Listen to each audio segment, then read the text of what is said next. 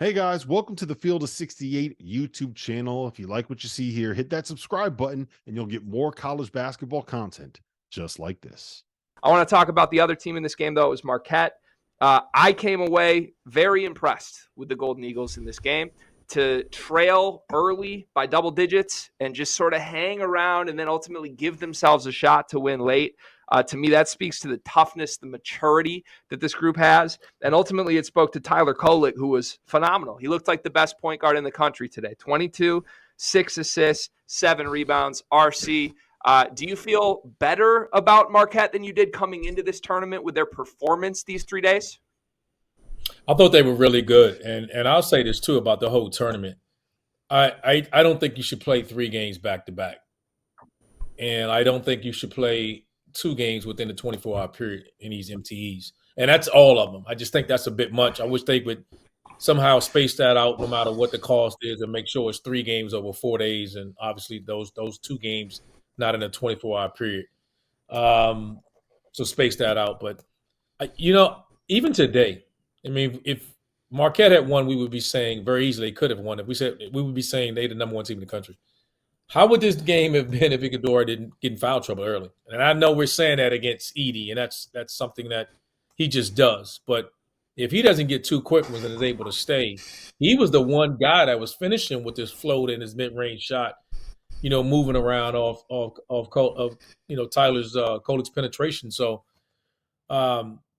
I thought they were really good. I think they're top 3 in the country. That doesn't change. They were right there, but to win this game. So they didn't surprise me at all. Tyler, how do you feel about it? Well, I was impressed with Marquette when they smacked Kansas. I was surprised that they beat Kansas so handedly. So that really made me a believer in them. But you're right. Tyler Kolek's the best point guard in the country. Great leader. And also, I really like Cam Jones' game. I think he gets out, run, does a lot of different things for him. Great score for Marquette. They're also 2 more veteran players, have a lot of experience, won the Big East last year. So I'm pretty confident with Marquette, and I think Shaka's got his team. The way they move without the ball is something special with Marquette, and the way they get out and run. I really like watching that style of play. So, I'm definitely impressed with Marquette, and I think they could be Final Four potential team if they all stay healthy. Yeah, I think on paper it's there for both of these teams, right? You come away feeling really strong about the caliber of the depth, the high-end talent, the offense, the defense, all of it. These are 2 very complete teams with experience and star power. It's interesting to me, though, to frame it this way because at the same time that we come away super impressed with these teams, there's an argument to be made. This should be the number 1 team and the number 2 team in the country. Come next week. Purdue number 1, Marquette number 2. I would have no issues with that based on what we've seen. At the same time, I do think it's a different conversation when we look ahead and say, well, these could be national championship teams, because that's sort of the elephant in the room with both Shaka Smart right now in the last 10 years and with Matt Painter in this golden era of Purdue basketball. They've had great regular season teams. Look no further than these groups last year. Big Ten tournament champions. Big East tournament champions. Neither one of these teams made a Sweet 16.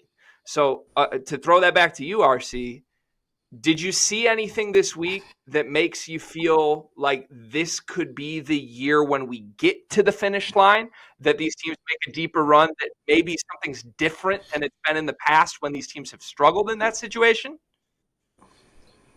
Yeah, Tyler, and you'll know this because you've done it, and you just don't go from nothing and then go win a championship. There's levels to what you do when you get up there. You got to be able to learn. You get to a certain point because sometimes, when you get to a certain situation, your expectations may be coming in and they're going, hey, but we just got to win a conference championship.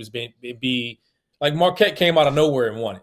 So we're sitting there, they return a lot. Then you're thinking, all right, next year we know with all the pieces we have coming back that we can go win a national championship. So I think, yes, both teams, great year last year, disappointed finish, but the core of their teams is back. I think that redemption is just something that they're riding with this year, and I expect both of those teams to be right there in Phoenix. Yeah, and one thing I always look for teams that have championship potential is I'm a big believer in veterans, and we saw this last year in the Final Four, especially with San Diego State and how old their team was.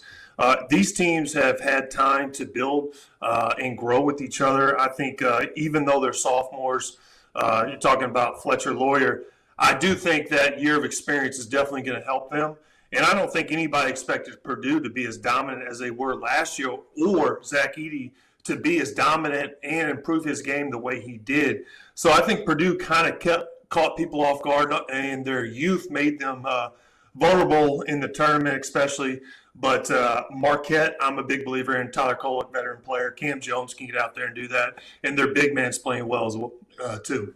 Thank you for watching the Field of 68. If you've enjoyed what you've seen here, hit that like button, share this link with your friends, or check out the description for some other places that you can consume Field of 68 content.